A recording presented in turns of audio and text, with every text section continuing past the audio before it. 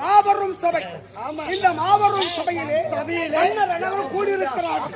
இந்த நிலத்தில் நாட்டியத்தை கண்டு கழிக்க வேண்டும் என்று ஆசைப்படுகிறார்கள்.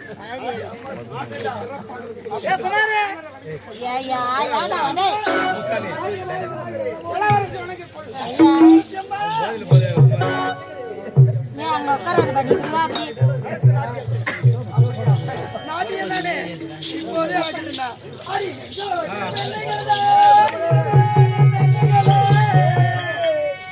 அடி நறுக்கி பதில் எடுத்து